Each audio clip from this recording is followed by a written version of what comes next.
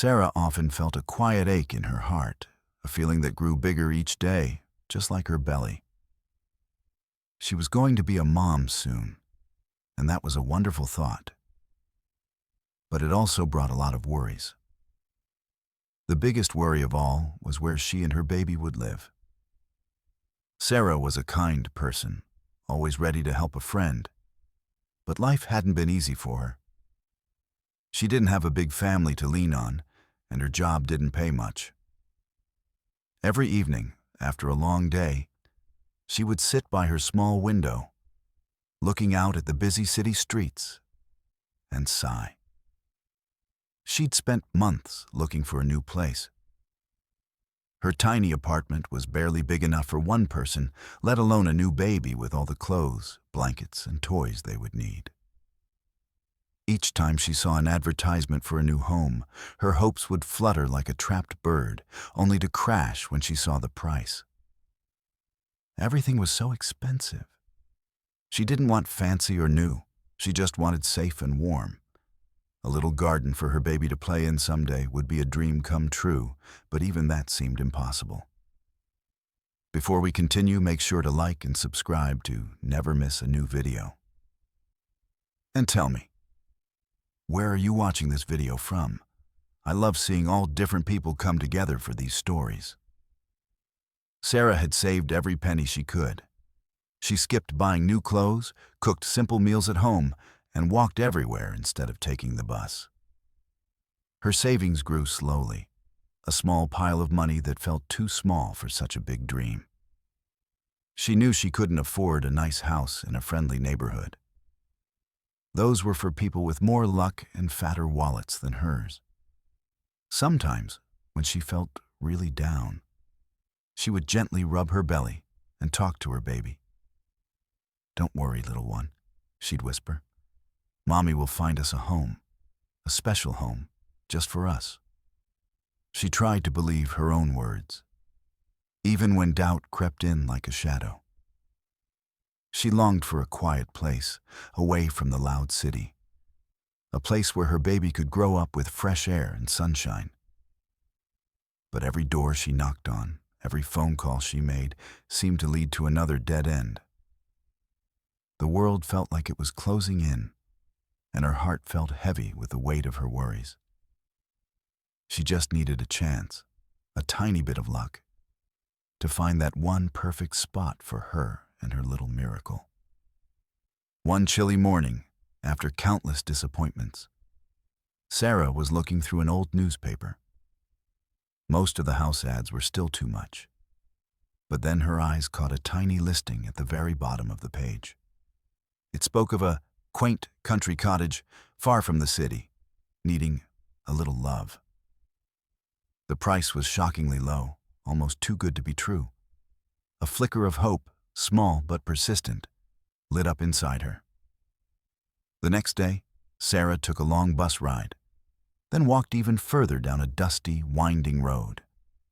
The air grew fresher, and the sounds of the city faded away, replaced by the rustling of leaves and the chirping of birds. After what felt like forever, she saw it. It wasn't quaint, not really. It was old, very old. The cottage stood alone, tucked away behind a thick curtain of overgrown bushes and tall, wild. Even though the cottage looked spooky and broken, Sarah felt a strange pull to it. It was far from perfect, but it was hers, or at least it could be. With all her savings, she managed to buy the old place. The paperwork was quick, as no one else wanted it. Soon, Sarah was packing her few belongings, ready to leave the noisy city behind for her quiet, if crumbling, new home. Before she could move in, Sarah needed to buy some cleaning supplies and a few basic things for the cottage. The nearest village was small, just a cluster of houses and a general store. A good 20-minute walk from her new property. On her first trip there, carrying her growing belly, she noticed the looks. People stopped their chatter as she walked by, their eyes following her. She heard whispers, soft at first, then louder. Look at her, the poor thing. One woman mumbled to her friend, covering her mouth with her hand. Going to live in that old, cursed place, and with a baby coming too. Another man, leaning against the store, the unkind whispers and stares from the villagers stung a little. Sarah wasn't used to people being so openly mean. But then she remembered her baby, and the promise she'd made to find them a safe, happy home. What did their silly words matter compared to that? She straightened her shoulders, took a deep breath, and walked back to her new cottage. Her heart set on making it a home, no matter what anyone else thought. The first day was the hardest. The inside of the cottage was even dustier and dirtier than the outside. Cobwebs hung like old lace from every corner, and the air smelled musty and damp. But Sarah was not afraid of hard work. She rolled up her sleeves, put on an old scarf to cover her hair, and began. She started with the windows, scrubbing away years of grime until faint rays of sunlight could peek through. Each streak of light felt like a tiny victory. She swept away layers of dirt, revealing old wooden floors that, with a lot of scrubbing, might even shine again. Her back ached, her feet throbbed, and her baby bump made it hard to bend, but she kept going. She knew she couldn't afford to hire anyone to help, so every task, big or small, was up to her. She pulled out tangled weeds from around the front door, cleared away dead leaves, and even managed to fix a loose hinge on the kitchen cupboard with a rusty old screwdriver she found in a forgotten drawer. Each evening, as the sun dipped below the distant trees, Sarah would sit on the worn steps of her cottage, sipping a cup of warm tea. Her body was tired, but her spirit felt lighter. She looked at the small changes she had made: a cleaner window, a swept path, a patch of cleared earth, and felt a quiet pride. This wasn't just an ugly old house. It was becoming her home, piece by dusty, creaky piece. The sounds of the forest at night were much nicer than the city traffic, and the fresh air filled her lungs. She would talk to her baby, telling it about the little birds she saw, and the brave new life they were building together. The villagers' mocking words faded into the background, replaced by the gentle rhythm of her own determined work. Days turned into weeks, and Sarah kept working. The cottage slowly began to lose its sadness and gain a touch of her hopeful spirit. The walls were wiped clean, the windows sparkled, and even the air inside felt fresher.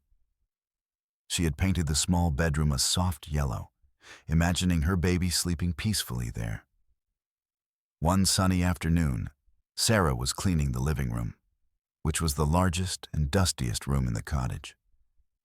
She was scrubbing the old wooden floorboards with a stiff brush and a bucket of soapy water.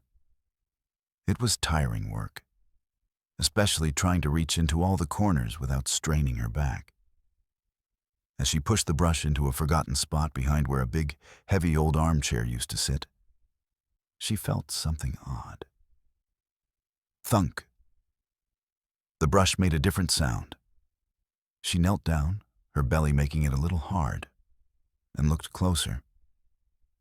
The floorboards in this particular corner were darker, almost hidden by years of grime.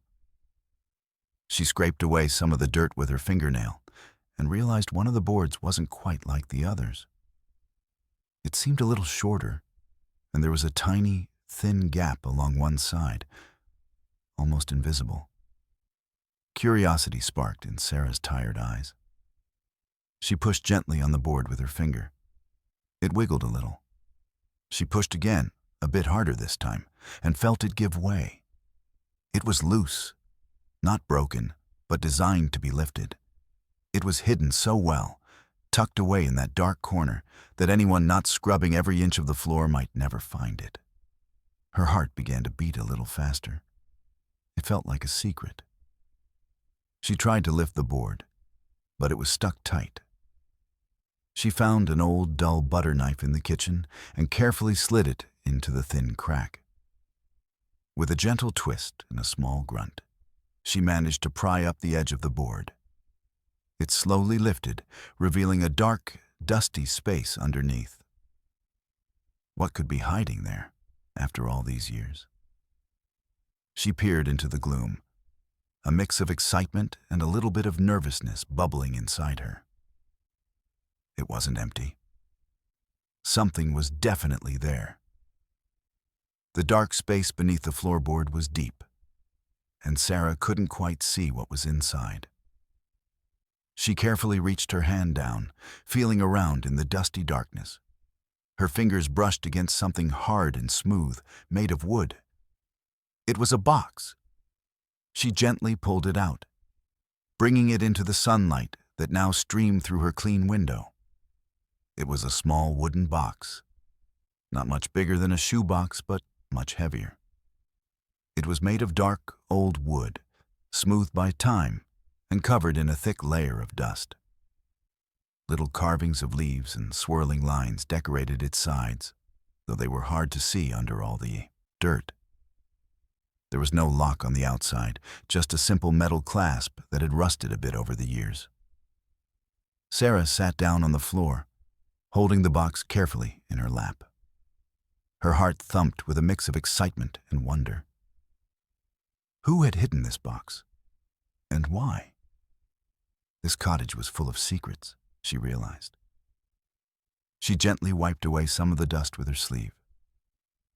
With a hopeful breath, Sarah gently unlatched the old metal clasp of the wooden box. It creaked open slowly, revealing not a pile of dust, but treasures from another time. Her eyes widened, sparkling with surprise. The first thing she saw were coins. Not the shiny new coins people use today, but old ones, dull and dark with age. They were made of different metals, some silver, some a coppery color, and they had pictures of kings and queens she didn't know. They clinked softly as she moved them with her fingers. There weren't hundreds, but enough to make her heart skip a beat. They looked very old and special. Underneath the coins, tucked carefully, was a piece of paper. It was very thin and yellowed, folded many times.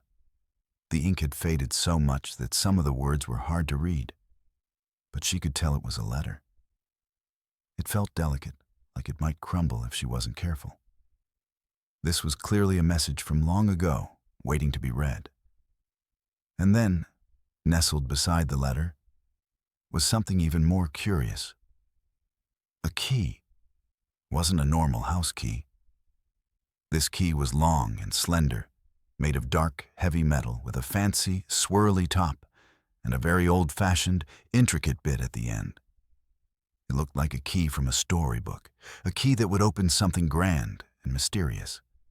It felt cool and smooth in her palm. Sarah laid the items out on the clean floorboards, the handful of old coins, the mysterious faded letter, and the strange, beautiful key. Each item hummed with a quiet history, telling a silent tale. She picked up the key again, turning it over and over. What did it unlock? And what did the letter say? Her mind raced with questions. This old cottage, which the villagers had called ugly and cursed, was slowly showing her its secrets. It was much more than just a broken-down house. It was a place filled with forgotten wonders, and Sarah, the kind, lonely woman, was the one who had stumbled upon them. Sarah carefully unfolded the yellowed letter, her heart thumping with excitement. The paper was so old and thin that she worried it might tear. She held it up to the sunlight, trying to make out the faded words. It was written in elegant, looping handwriting, but time had made it hard to read. She took her time, slowly piecing together the message. To the kind soul who finds this, the letter began, the words faint but clear. My dear cottage holds more than just old wood and dust. It holds a secret, a place of peace and beauty that I created with my own hand. Sarah's eyes scanned further down. The letter spoke of a garden, not just any garden, but a secret garden, hidden from view. It described how the garden was a place for quiet thought and growing things, a place where joy could bloom even in hard times. The writer, whose name was simply Eleanor, said she had loved the cottage and its land very much. Then came the most exciting part. Within this secret garden, Eleanor's letter continued, there lies a treasure, not just gold, but something more precious, the hope of a new beginning. I leave this to someone who is brave enough to see beauty in what others call broken, and kind enough to care for what others neglect. Someone who, like me, believes in the magic of a hidden place. Sarah reread those lines, a warm feeling spreading through her chest. Someone kind and brave. The words felt like they were meant for her. She had been brave, hadn't she? Buying this old house, fixing it up all by herself, facing the whispers of the villagers. And she tried to be kind, always. The letter ended with a clue. The key you hold will open the way, where the oldest ivy meets the farthest wall. It was a puzzle, a gentle push to go and explore. Sarah looked at the old, fancy key in her hand, then back at the letter. A secret garden? A hidden treasure? It sounded like something out of a fairy tale. Her worries about money and finding a perfect home suddenly seemed lighter. This wasn't just about a house anymore. It was an adventure. She couldn't wait to find out what wonders lay beyond the farthest wall. The words of Eleanor's letter echoed in Sarah's mind. The key you hold will open the way, where the oldest ivy meets the farthest wall. She looked from the ancient key in her hand to the dusty coins in the faded letter, then out the window toward the wild, untamed land behind her cottage. A secret garden. The thought filled her with a joyful energy, pushing away any tiredness she felt. This was much more exciting than scrubbing floors. She carefully placed the coins and letter back into the wooden box, then tucked the precious key safely into her pocket. Grabbing a small, sturdy trowel she'd been using for weeding just in case, she stepped outside. The sun was warm on her face, and a gentle breeze rustled through the tall grasses. The back of the cottage was a mess of tangled bushes, thorny vines, and wild plants that had grown unchecked for many years. It looked more like a small forest than a yard. Sarah remembered the villagers' warnings about the cursed place. But now she saw it differently. She saw a mystery, an adventure waiting to happen. She began to walk along the back wall of the cottage, her eyes scanning every inch. Where the oldest ivy meets the farthest wall, she repeated softly to herself. The entire back wall was covered in thick, dark green ivy, clinging tightly to the old stones. It was hard to tell which part was the oldest or the farthest, because it all looked ancient and overgrown. Sarah moved slowly, pushing aside heavy branches and ducking under low-hanging vines. She felt a little like an explorer in a jungle. Her baby bump made it a bit tricky to navigate the dense undergrowth, but her excitement kept her going. She ran her hand along the rough stone wall, feeling for anything unusual, any crack or change in the pattern. She looked for a spot where the ivy seemed particularly old and thick, or where the wall itself might end. After a few minutes of searching, she reached a point where the cottage wall extended further than she had realized, almost like a small wing. Here the ivy was especially dense, a thick green blanket that seemed to hide something entirely. This, where the cottage wall jutted out slightly, forming a hidden nook, the ivy was truly a thick green curtain. Sarah gently pushed aside the heavy leaves, feeling along the rough stones underneath. Her fingers brushed against something cold and smooth, not stone. She pushed harder, parting more of the ivy, and gasped softly. There it was. Almost completely hidden, nestled deep within the tangle of vines, was a small, wooden door. It was old, very old, and painted a dark green that matched the ivy perfectly, making it nearly invisible. The wood was weathered, but it looked sturdy. There was no doorknob, only a small, rusted iron keyhole, tucked away low on the door, almost at ground level. A thrill ran through Sarah. This had to be it. The farthest wall where the oldest ivy grew, just as Eleanor's letter had said. The door was small, perhaps only 5 feet tall, and looked like it hadn't been opened in many, many years. Roots from the surrounding bushes had started to grow over its edges, and thick vines had wound themselves tightly around the frame, holding it fast. She carefully pulled out the ornate old key from her pocket.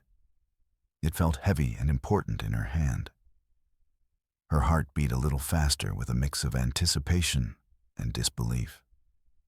Could this truly be happening? She felt like a character in one of her childhood storybooks. First, she needed to clear away the overgrowth. Using the small trowel and her hands, she began to carefully snip and pull away the stubborn vines that clung to the door. After much effort, Sarah managed to clear away enough of the stubborn vines and roots to expose the keyhole fully. Her hands were a little scratched, and her face was flushed, but she didn't care. With the old key in her hand, she took a deep breath. It was a perfect fit. The ornate tip slid smoothly into the rusted lock, as if it had been waiting for this moment for years. She gripped the key, twisting it slowly. It was stiff, protesting years of disuse, but with a firm push and a little wiggle, she felt a click deep within the lock. A quiet, hopeful sound. Her heart leaped. She turned the key back and then pulled it out. Now, to open the door. The door was heavy, swollen from moisture and time. She pushed gently, then harder, leaning her shoulder against the old wood. It groaned, a low, drawn-out creak that sounded like a sleepy giant waking up. Slowly, inch by slow inch, the door began to open inwards. As the gap widened, a rush of fresh, sweet air filled with the scent of flowers spilled. Sarah stepped through the newly opened door and gasped. It was like walking into a dream. The secret garden unfolded before her eyes, a riot of color and life that defied the wildness outside. It wasn't perfectly neat, but it was breathtakingly beautiful, bursting with a kind of wild magic. Tall, ancient rose bushes climbed over old stone archways, their blossoms in shades of pink, red, and white, filling the air with a sweet perfume. Little paths, made of smooth, flat stones, wound their way through beds of bright, cheerful flowers she'd never seen before. Bluebells swayed gently next to tall purple foxgloves, and golden daisies nodded in the soft breeze. Bees buzzed lazily from flower to flower, a gentle, happy sound. Further in, she saw fruit trees, heavy with ripe apples and pears, their branches reaching up to the clear blue sky. Birds sang from their leafy hiding spots, their songs sweet and clear. It was a symphony of nature, a peaceful haven hidden from the world. In the center of the garden, sparkling under the sun, was a small, clear pond. Water lilies floated on its calm surface, and tiny, colorful fish darted beneath them. The water reflected the sky and the surrounding trees, making the whole scene look like a painting. It felt like a place where time stood still, a private paradise created with love. Sarah walked slowly along one of the stone paths, her hand gently brushing against the soft petals of a flower. She felt tears prick her eyes, but they were tears of pure joy. After all the worries, all the hard work, all the unkind words, she had found this. This magical place was hers, a gift waiting for her. Eleanor's words about peace and beauty and joy blooming were absolutely true. This wasn't just a garden. It was a promise, a whisper of hope for her and her baby. It was more wonderful than she could have ever imagined. The beauty of the garden made Sarah almost forget the treasure Eleanor had mentioned. She just wanted to sit and soak in the peace. But then she remembered the letter's words. Within this secret garden, there lies a treasure. With new excitement, she began to explore the garden more carefully.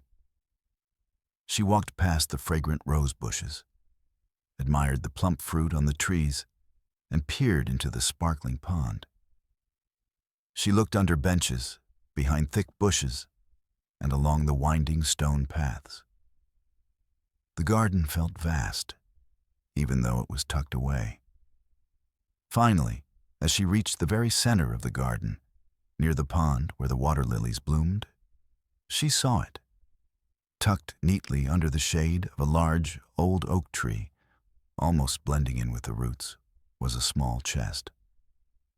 It wasn't buried, but it was partly covered by moss and some fallen leaves, making it easy to miss if you weren't looking closely. It was made of dark, heavy wood, just like the box she found under the floorboard, but a bit larger. This chest had strong metal bands around it, and in the middle of its lid there was a sturdy, old-fashioned lock. The lock was dark with age, but it looked strong and unbroken. This was clearly the treasure Eleanor had spoken of. Sarah knelt down beside the chest, her heart doing a happy dance in her chest. She gently brushed away the moss and leaves, revealing the beautiful carvings on the wood. They were similar to the ones on the smaller box, swirling patterns of leaves and flowers. It was clear that both items belonged together, part of the same secret. She reached into her pocket and pulled out the old, ornate key. It felt warm from being held, as if it was eager to fulfill its purpose. This was the moment. The key that opened the hidden door to the garden would surely open the treasure chest within it. With trembling fingers, but a steady resolve, Sarah prepared to unlock the final secret of Eleanor's cottage. With the old, ornate key in her hand, Sarah carefully pushed it into the lock on the wooden chest. It slid in perfectly, a smooth, satisfying fit. She took a deep breath, her heart pounding with a mix of nerves and excitement. She turned the key slowly, hearing a soft click as the lock gave way. The lid of the chest was heavy. Sarah lifted it, slowly, carefully. Sunlight streamed into the dark interior, revealing a dazzling sight. Her eyes widened, and a gasp escaped her lips. Inside the chest, nestled on soft, faded velvet, were jewels and gold pieces, sparkling and gleaming. There were necklaces with colorful stones that caught the light, rings with intricate designs, and bracelets that shimmered. Gold coins, much like the ones in the smaller box, but many more of them, lay piled in glittering heaps. Some pieces looked very old, with a soft, warm glow, while others seemed to sparkle with a fresh, bright light. It was a king's ransom, a treasure beyond anything Sarah had ever dreamed of. She reached in, her fingers trembling slightly, and picked up a heavy gold locket. It was cool to the touch, and when she opened it, she saw a tiny, faded picture of a smiling woman who looked a little like Eleanor, the writer of the letter. This treasure wasn't just old things. It was a piece of history, a legacy left with care. This wasn't just a few old coins. This was enough to change her life completely. Enough to fix every broken window, every leaky pipe, every peeling paint chip in the cottage. enough to buy new furniture, to create a warm, cozy nursery for her baby, enough to live without the constant worry of not having enough money. Sarah sat there for a long moment, simply looking at the glittering contents of the chest. The sun shone down on her, and the sweet scent of the garden filled the air. She thought of the villagers who had mocked her, who had seen only an ugly, cursed house. They had no idea what wonders lay hidden within its walls and behind its forgotten door. Eleanor had chosen well. Her treasure had indeed found someone kind and brave, someone who truly needed a new beginning. The glittering jewels and stacks of gold in the chest were more than just pretty things. They were a lifeline, a promise of a secure future. Sarah carefully closed the chest, her mind buzzing with plans. She knew she had to be smart about this. The old coins and precious stones would need to be valued by an expert, but even at a quick glance, she understood that her days of worrying about money were over. With the treasure, she could finally make the cottage truly safe and beautiful. She imagined fixing the leaky roof, replacing the broken window panes, and painting the walls with fresh, cheerful colors. The old, creaky floors could be repaired, and the plumbing, which often sputtered and dripped, could be made new. She could even add a cozy fireplace for warm winter nights. No longer would she have to do all the heavy work herself, especially with her baby coming soon. She could hire skilled workers from a nearby town to help restore the cottage to its former glory, and even make it better than new. The overgrown garden, too, could be tended to, its paths cleared, and its beautiful flowers cared for properly. She dreamed of a swing set for her child, tucked away under the apple trees, a safe and happy place to play. Beyond the cottage, the treasure meant comfort and peace of mind. She wouldn't have to choose between buying healthy food and paying for baby supplies. She could get the best care for her little one and make sure they had everything they needed. She could even save some money for her child's future, ensuring they had opportunities she never did.